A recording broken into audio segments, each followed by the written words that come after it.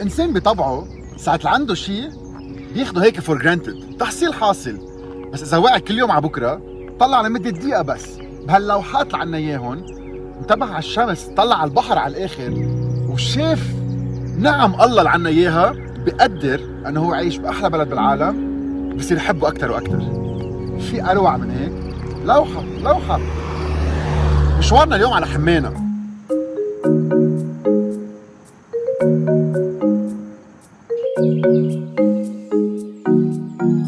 حمينا وحده من اشهر ديار لبنان، كتير حلوه قديمه. رح نشوف البيوت، القرميد، المنطقه الحلوه، السوق القديم. بس ما رح نعمل سياحه وما رح نروح على المطاعم.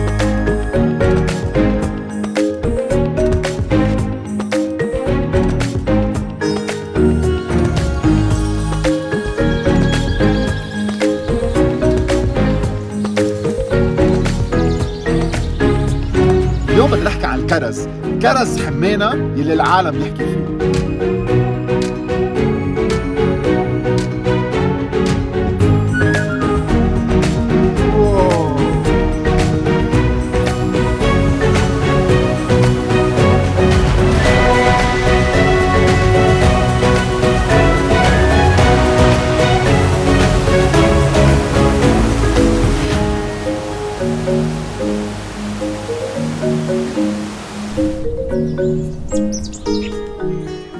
عسى جاي على الكرز، بس المنظر فوق مش معقول. بدكم تجوا لهون ما بدها شيء، كثير هين، شغور حمينا، بليز اتركوا نضيف. هلا صار وقت الترويقه.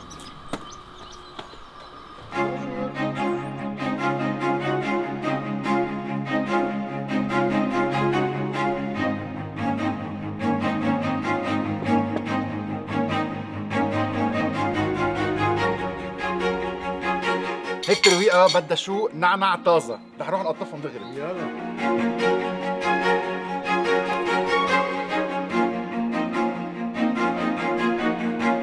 خليني اعرفكم على عمو ميشيل، عم يستقبلنا عنده اليوم على الترويقه. بونجور وميرسي لانك استقبلتنا عندك. اهلا وسهلا. انت هون عايش صيف شتي؟ صيفا شتاء. خبرني شو عن الضيعه، الناس اللي ما بتعرف حمينا، اذا اول مره انا عم بسالك انت من وين، شو بتقلي؟ من حمانا العلية. ضيعة قديمة من زمان وجاي، يعني مش بنت 100 سنة و200 سنة، أتقل من هيك بكتير، وفيها كل موارد الحياة. كانت هاي الأرض من هون لتوصل للمجايرج، لتوصل لفروة كلها كروم عنب، يعملوا منها الدبس والعرق والخل والهذا.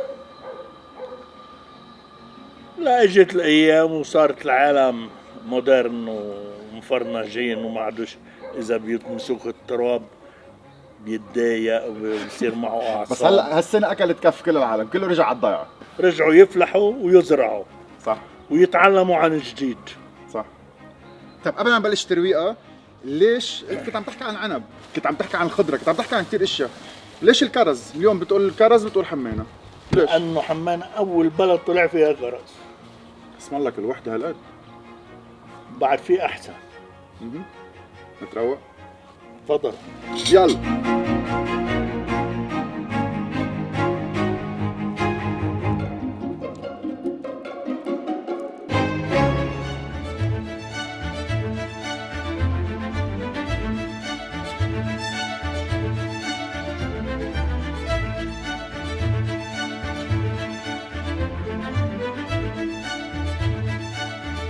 كتير جوسي، كتير طريه، سكرها كتير خفيف، منا شادة على بعضها، يعني بعضها الميات بقلب الكرزه، سكرهم خفيف، مياتهم قوية. طلعوا لدرجة طيبين، بس تقلكن ادكتيف مثل السوب.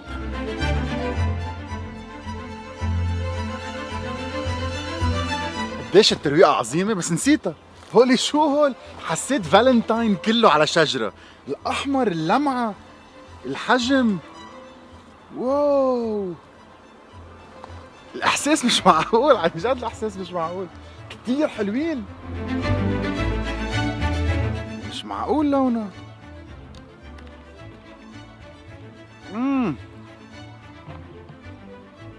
كأنكم عم تلحسوا كورنيه بوزك فول اوف شوجر.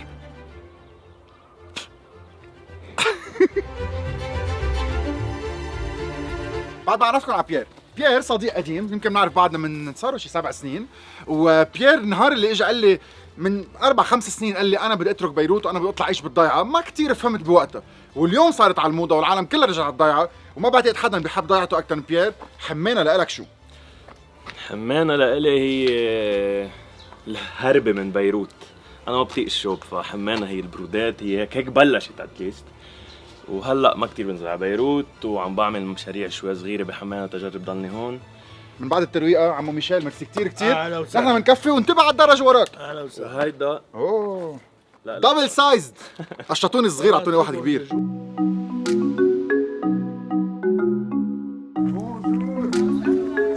دب مع الشيبس. هيدا مش مربى، هيدا منه مربى، حتى لو لونه مربى. حتى لو لونه لانه من لون الكرز. كلها اورجانيك، كلها وطنيه. هوم ميد نحن بنعملها.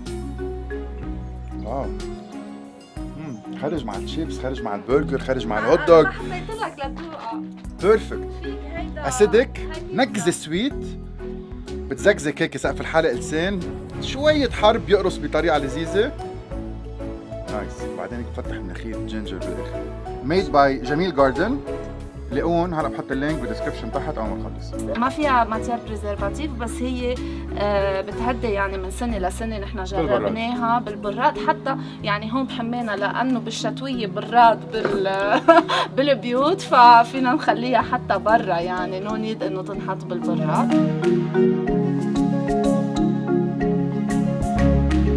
تقطفوا كرز، تبرموا كرز، تحكوا كرز، تفكروا كرز، ومننام ومنحلم كرز. رقم التليفون 70 328 772. عظيم. تحبوا الكرز؟ 70 والرقم 328 772.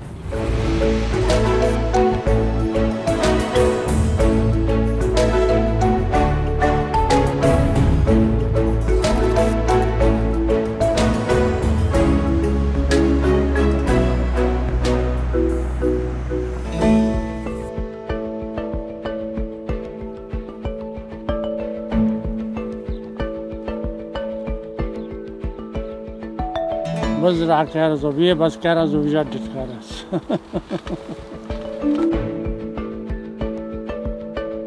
لك أرض حمينا نكهتها غير شيء. في أنواع كثير صار بالكرز، في فرعوني، في خمري، في مزية. كرز لبنان للبنان او بيتصدر لبرا؟ عم يتصدر لبرا. عم بيتصدر لبرا. ما كانوا بالماضي يتصدروا لبرا. شو خدعناك. مبسوط. وحدة اللي شفناها على بكره لونها احمر احمر احمر حامضه، وهيدا لونها براون بوردو، لو سويت حلوه. كرز ما بيعيش كتير، بيعيش 15-20 سنة وخلص بعدين هي بتموت وحده هلا وبتقع طلع بجناني. صار في عندي فراغ كتير لأنه إجا ترمونيدس هو من عمر بعضه، طلع فيها صارت عم ترجع لورا. في مواسم مثل الزيتون، في سنه ايه سنه لا. الكرز زيت شيء او كل سنه لا بيعطيك؟ كل سنة بيعطيك. يلي عنده مستين كرز، طب تحت الكرزات بيقدر يزرع شيء لا ثاني؟ ولا شيء. ماشي كرز كرز، ما فيك تحط تحتهم كرز شيء لا. ثاني. لأن الكرز إذا بتعطي رطوبة كتير بحاول يطبيه بس. بمحلات ما في طرقات، السيارة من زمان ما كانت تجي لهون على حصان أو على حمار، بتشوفوا وين ما كان في جدود. تخيلوا جدودنا قديش كانت تزرع، تطلعوا على كل الجبل، كله مجلل، كله حجار، شقفة حد شقفة، حبة حد حبة، وبعتقد راجعين من هلا لسنة الجاي كله رح يرجع يصير في خضرة. حلوين الشجر وكتير في شجر، بس تحت كل شجرة رح تشوفوا جل خضرة. حلو لا؟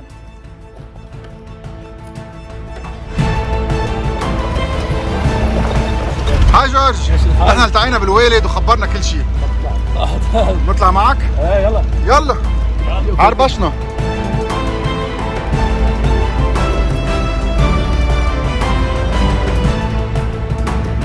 كنا فالين، التقينا بجورج، رجعنا اكلنا كرز، ريحنا، رح نرجع ناكل كرز.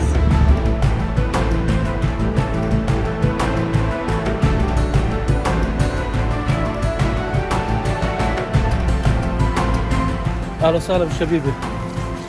هاي جنينات لإلنا، بس أنا ضمن شغلي غير، بس على طول عنا هاي قعدتنا والأخبار اللي بنعملها كلها سوا. كرز مشكلته الوحيدة هو بقطفه بس اللي بيعذب على الايد. ايه ما فيك تخبط، ما فيك تجيب مكانات، ما فيك تلقطها وتملشها كلها سوا. وحده بدك تلقطها بالعنق تبعها وتشيلها على مهلك.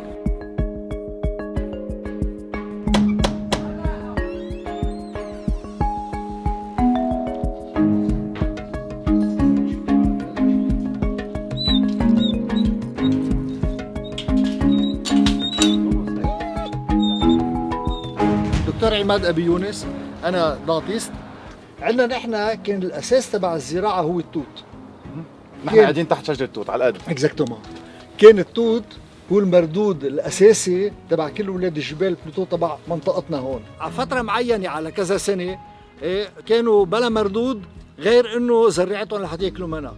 اجاهم شيء مثل نازل من السماء اللي هو شجر الكرز، بياخذ منتوجه بذات الوقت تبع التوت، يعني كمان بيكونوا طالعين من شتويه طفرانين، بيوصل الكرز بفتره 20 يوم ماكسيموم اللي هو موسمه، بيجيب لهم مردود مالي كثير عالي.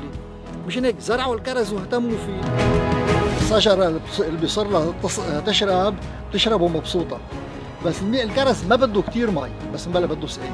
يعني اليوم اذا اللي بده يزرع كرز بيزرع كرز، خاصه بهالاوضاع بيزرع كرز بس شوي صغيره وبيتركها عربنا بتعطيه مره بالسنه. ايه هلا انا ما بحط كيماوي، هيدي شغله انه بحط سواد عضوي وقت اللي بيصير لي، اذا ما بصير لي ما بحط شيء، ما بحط كيماوي.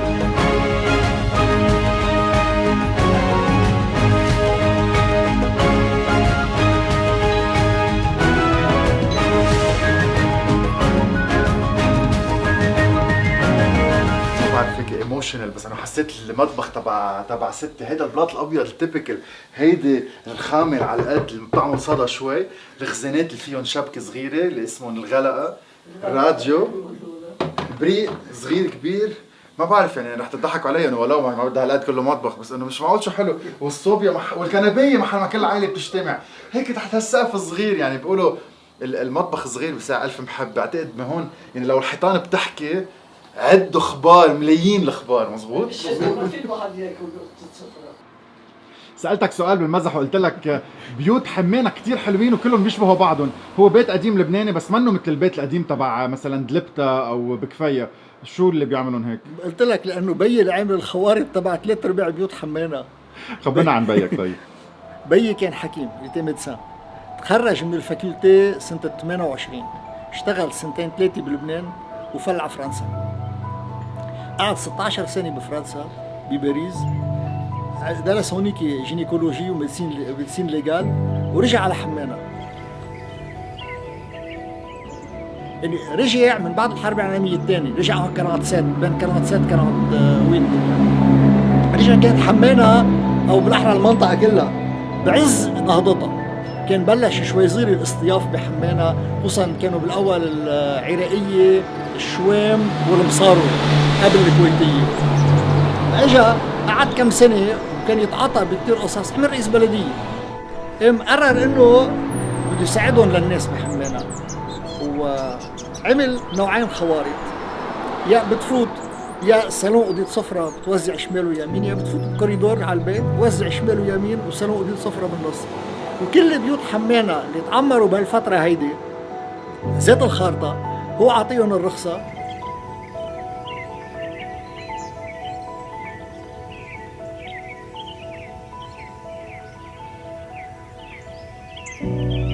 كان بقى مشان هيك لما بشوف بيوت حمانة في موديلين، غير البيوت القدم يعني فيهم قناطر وهيك، بس البيوت العادية فيهم موديلين. قبل ال 75 ما في ولا بيت سطحه بلاطة وحدة كامل ابدا ابدا، كل السطوح مرقعين وموصولين.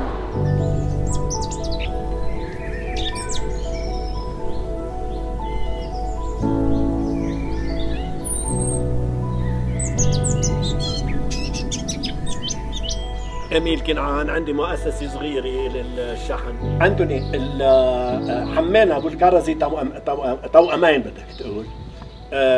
لما تقول صرت حمانة بتقول الكرز، وكرز بتمثل حمانة. هيدا مش جديد، نحن واعيين عليه الكرزي قديمه بحمينا. اول معرض 62 61 بحطوا الكرز بصناديق سعه محدوده حوالي 7 كيلو 8 كيلو. الاهتمام كان بتوجيه الكرز من فوق اللي بيوجهوه بيصفوه كرزي حبه حبه لحتى يصير مشوق للنظر وللاكل. شفنا معرض الزهور بكفايه سيارات حوالي 15 20 سياره اللي هو بتتزين بيجيبوا السياره بيلفوها بقماش، اكثر الاحيان قماش ابيض. كل سياره صدقني كل سياره تكون اخذه نوع زهره معينه وهالعالم مصطفى على هالطرقات ببكفايه وهالسيارات تمرق. نحن وراجعين هيدا عم بعبر هالريفرنس عن معرض بكفايه لاقول لك كيف بلش مهرجان الكرز. نحن وراجعين وقفت انا بالبوسطه وقلت لهم بكره السنه الجايه شو عنا مهرجان كرز بحمينا على هالنحو هذا، وهي كانت.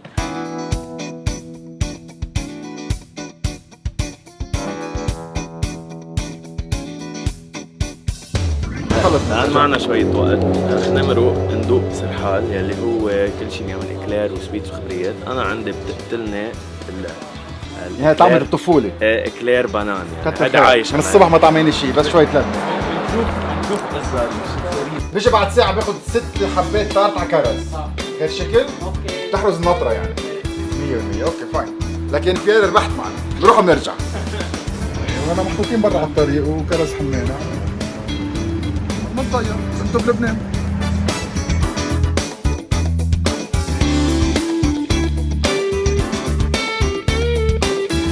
تمام؟ قولي إلي أول شوف مين بده يضرب سليم للتاني. طنط ماري كمان. هاي طنط ماري. طنط ماري جايين نشوف إذا عاملين شيء بلا دو جور، عاملين شيء أكل، شو في عندكم هيك لنضوي أنطوني؟ عم تطبخوا؟ شو عم تطبخوا؟ شيخ المحشي؟ يعني بنروح 10 دقايق وبنرجع؟ يلا عظيم، بنجي نتغدى عندك. أهلا وسهلا. سو انت ربيان هون يعني هيدي ضيعتك. صح. تتغدى هون، تتحلى هونيك. صح. وهي الضيعة. بتتغدى هون يعني كل يوم عند حدا، كل يوم بتتغدى بتتعشى بالصيفية يعني قصدي. اوكي، سو رح نروح 10 دقايق، بنكون كفينا مرمتنا، نرجع نتغدى، نتحلى، فول باكج توصاية، هسه هاي كثير مهمة. طبيعي. يلا. طبيعي، أهلا وسهلا.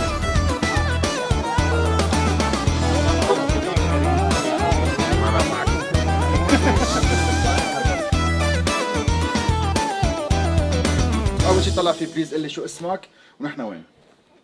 هلا ما بدي هذا بعد شوي طب بعد شوي يلا أنا هلا بعد شوي أوكي. هلا انضغطت لأن أنا كثير عاطفي. اوكي. بخبر اشياء كثير حلوه عن همينا. بعد شوي خلينا ارتاح. خلص انا معك. في احلى منا بتعقد. عن جد بتعقد. ساعة اللي كانت العالم تيجي لهون ما عندهم الا كيلو لحمه، يدقوا كيلو اللحمه بالجرن وتفرق على العالم. هيدي حمينا. يجمعوا اللوبي كل الشتاء ما يصرفوا ولا كيلو لوبي يشتروه من برا. كله المونه من البيت. بتعز عليكم الدنيا والدنيا كيف عم تتغير كيف عم بتصير. بس الناس عم ترجع على الاصل، الناس عم ترجع على الضيعه. انت هون من زمان يعني ايام على طول العزايم والحفلات كلها ايام كلها حمينا. يعني اذا الكرم اللي بحمينا مش موجود. اذا بدك توصف حمينا بثلاث كلمات. ضيافه باب اول، كرم باب ثاني، اخلاص. العالم كانت تخلص لبعضها. هودي حمينا. طبيعة، حدا بيقول لك طبيعة؟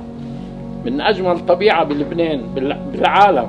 لكن هالعاطفة تبعنا ولعة من زمان. كيف شو مبسوط فيك عن جد؟ نحن مبسوطين بحالنا، وهلا اليوم نحن بنكبر بهيك عالم اللي عندنا كريستال نص لبنان. طب نحن نرجع على البوست تحت، رجعنا بس نفرجيكم على الليكور الكرز لانه نحن حلقتنا على الكرز. شو بدك بنحكي بالكرز؟ لك ما في منك. بعد شوي يعني في ناس. انا قديش عمرك؟ انا 68 سنه بعده يعني بيحكي على الارض بدمع، بيحكي عن بيته بدمع، بيحكي عن اولاده بدمع. قديش في قيم بالدنيا حرام تروح. وان شاء الله بس ما احكي اكثر من اتفلسف عليكم، بس نتعلم يعني اكثر من هيك. طيب بندوق الليكور يلا انا وياك. كلنا بنعرف فوائد الكرز قد ايه فيهم بوليفينولز وانتي اوكسيدنتس وانتوسيانينز. بتعرف كمان انه هي الشلف لايف تبعهم كثير قصيره يعني. اوكي دو هون شو عم نشوف؟ هون عم نشوف كرز بالكول تري فور، يعني اذا انت قادر تتحمل السنساسيون فورت هول هن. اذا بتحب الكرزه وانت بدك تمس تاكل الكرزه او بس تشرب الالكول؟ فيها تشرب وفيها بالاخر تقرشها للكرزه. هلا بعدنا نحن عم نطور بالبرودكت تبعنا تنشوف اي لون رح يكون احلى شيء. هلا عم نشتغلها كستارت اب، رح عم نبلش البروسس. وين بدكم تشترون؟ بدكم تحكونا لا تليفون ونحن نعملكم اياهم. 70 543 229 انجليزي 70 543 229. جريت. سو حسب ما فهمت كريستال بومتري اللي فهمته انه هلا بعدك ان ديفلوبمنت بروسس، انا بعدك عم تطور الموضوع، والله راد بعد 6 اشهر فينا نبيع. جريت. اللي هيدي خيارة الكرز يلي بتقروا.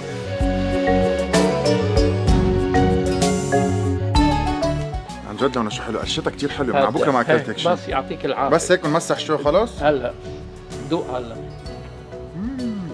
كتير طيبة. بدي ادوقك لإلك؟ يلا بدق وحده لانه رح تاكل الجات هلا بعدين. يلا تفضل. شو هالزلمة عن جد، شو هالزلمة. انت جيتنا يا نصيب اليوم، عن جد مبسوط فيك قد الدنيا. ربحت ورقة اللوتو. هودي الشتل من ايطاليا. تفرج هيدا، شوف كيف هو، كيف المزيح تبعه وغميق. اوكي هيدي وحده تركتهم لتتفرج عليهم وخبيتهم بالورا لان يا بيجي العصفور حرام ما يكونوا شغلتين بحمانا موجودين، الكرزات والعنبيات هودي لازم ضروري، واللوبه بالخضره. بيحكي عنه مثل كانه عم بيحكي عن اولاده، يعني عم يخبرنا عن كل شجره. هيدي بنت صغيره اوعى تدق لي فيها، في احلى من هيك؟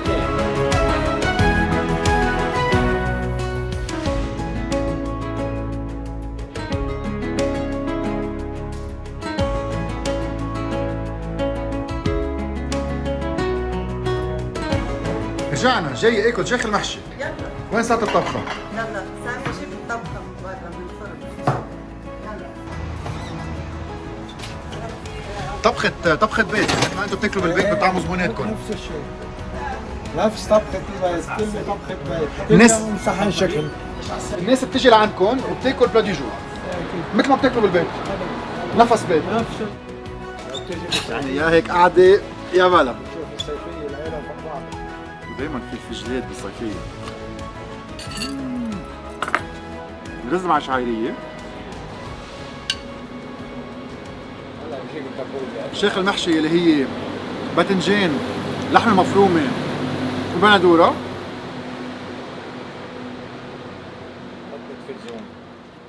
يلا تنبسط بطعمته. عن جد مين كان قال بنهار ركض من جل لجل من جنينة لجنينة ناكل أكل بيتي قديم. بس اليوم بعد ما فيش متوفر. رزات على القد، مش على الدنتي ومش كتير مستويين، على القد على القد. شربانين زيت مزبوط لأنه شعيرية محمصة على القد. الباذنجان كتير مستوي، حموضته خوات، لحمة مفرومة فرمة ناعمة، بندورية فوق على الوجه بتعطيها السويتنس اللازمة.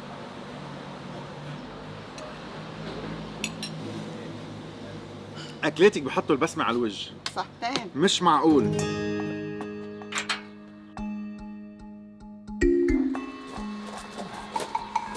كرزاتكم مش معقول شو كبار.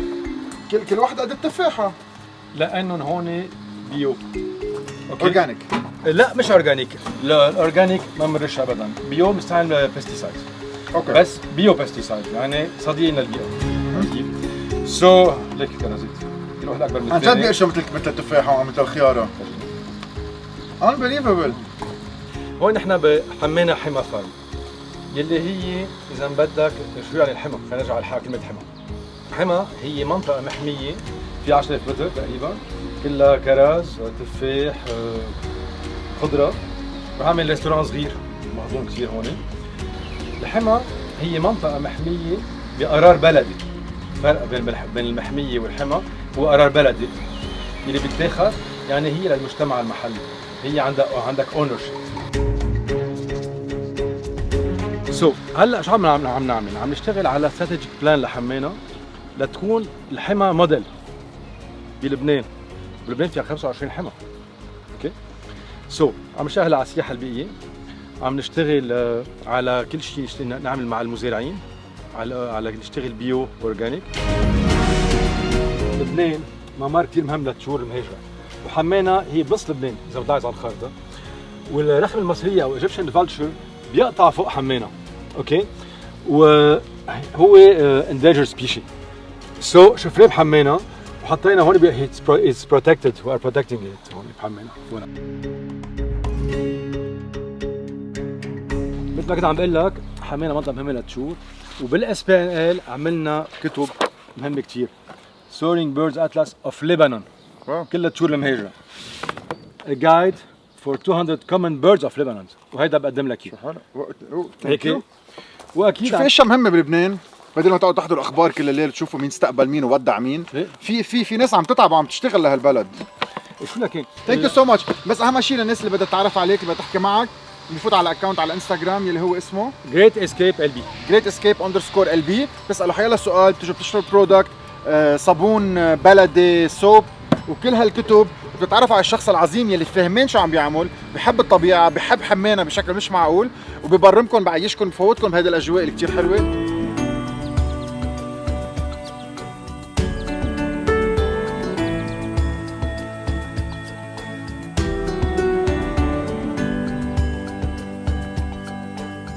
ميلاد حاتم من حمانا، وعايش بحمانا، وكل شيء منتوجات بلدية بنعملها. وهلا عم بلش على الأعشاب، عم طلع شو في أعشاب، شو في كانوا جدودنا وأهلنا من زمان كانوا يستعملوهم، عم بيجي وعم جمعهم.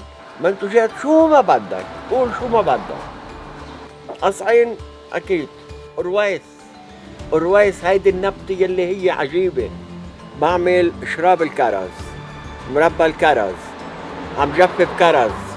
تقريبا عنا شي 40 ايتم، 10 انواع مربيات. طيب يلي بده مونة وعم فتش على مونة وبده يشتري مونة، وين بيروح؟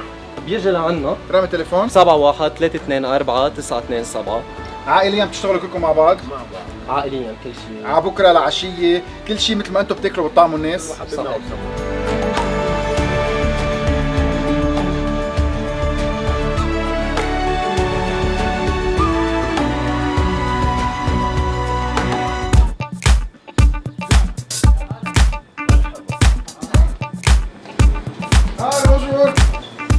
خلصت التارت، عملنا على فريز وعملنا على كرز. قاسم يلا مندوق.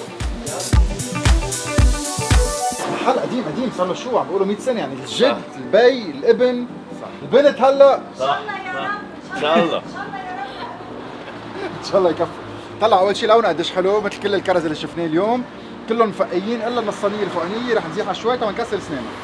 انت لازم تخبرنا عنها وتدوق وتقول لي اف صراحه طعمة الطفوله وهولي. انا صراحه طعمة الطفوله هون هي عندها اكلير بانان، يعني فجأة اكلير بانان يعني هيدا الشيء جربوا سيزون. فتشتي اصغر من انطوني بشوي بس طبعا فيري نايس كومبينيشن. يعني التشيريز مثل ما هن، الكرز من فوق، كريم باتيسير بالنص، القرشه من تحت ومنا تشه ابدا.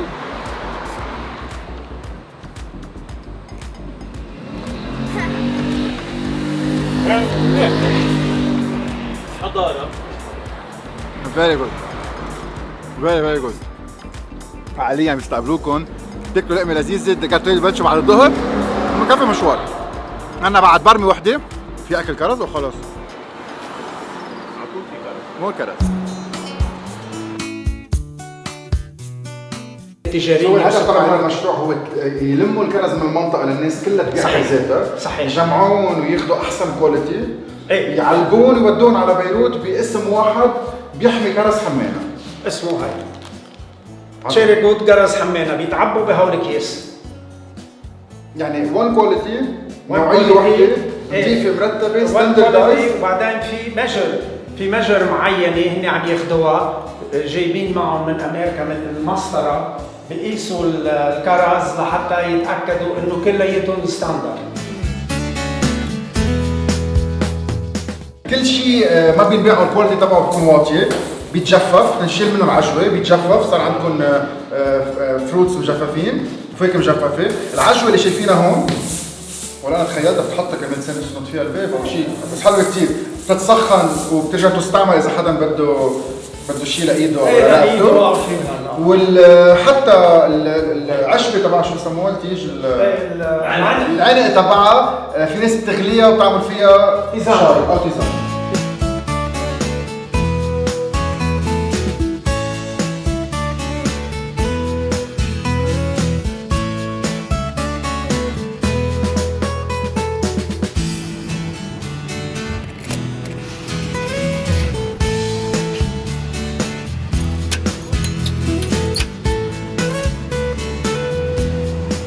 بلشنا مع بيير، رح نخلص مع بيير. خليني خبركم عن بيير يلي من كم سنه قرر يترك كل شيء، يترك المدينه ويطلع على الضيعه، وعمل عمل جنوني انه فتح بار بالضيعه. انه حدا كان بيقول انه بار درينكس موسيقى اشياء حلوه هيك بالضيعه. وين؟ بحمينا بالسوق القديم. انه انا مش عم خفف فيه بعقد، بس انه سوق قديم مقهى الهيبه، يعني محل ما بيصوروا قهوه القيله. وبيير ولعها هون. فجينا هلا فتحنا مع بعضنا، رح نقعد على البار ناخذ درينك، نقول له ميرسي على هالنهار يلي ما بعتقد بحياته تعب هالقد وركض هالقد وركضناه من محل لمحل، وقد ما بنقدر فرجيناتكم حمينا باحلى وجه، واهم شيء حمينا الكرز. انا صار معي بالكرز دايكو دم ازرق احمر. رح ناخذ شويه كرز بعد. يلا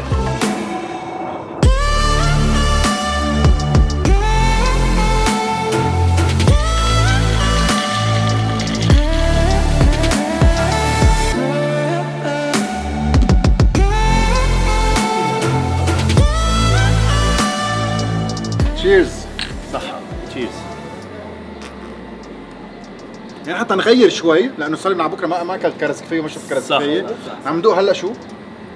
جن شيري. نحن بارت من المحل هو والادد فاليو اللي عندنا اياها انه نحن بالضيعه.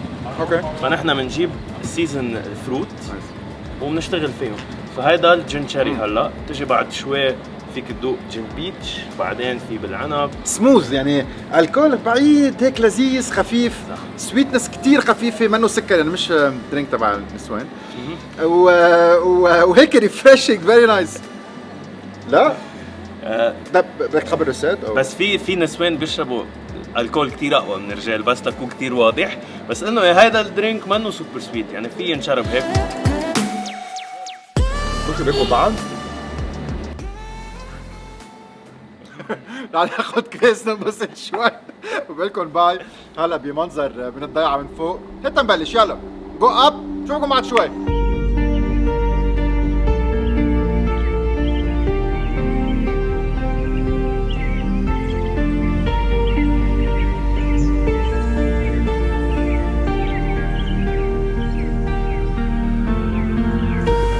من هون بلشنا ومن هون بنخلص، بس الفرق انا تعلمت كتير اشياء اليوم. شو هالنهار من 7 الصبح للساعة 4 بعد الظهر، تخيلوا بس عم نحكي عن الكرز. تعلمت الفرق بين الكرز الأحمر الأسود، تعلمت الفرق بين كرز حمينا وغير كرز، فتنا على بيوت، فتنا على جليل، فتنا عند ناس بتحب اللي بتعمله، وأهم شيء شو هالبوزيتيف فايبس، شو هالجو الإيجابي اللي موجود بهيدي الضيعة. أكل طيب، الكرز عظيم، الزراعة روعة. شو هالنهار وحدة من أحلى ضيع لبنان وبامتياز، ضروري تيجوا تزوروها.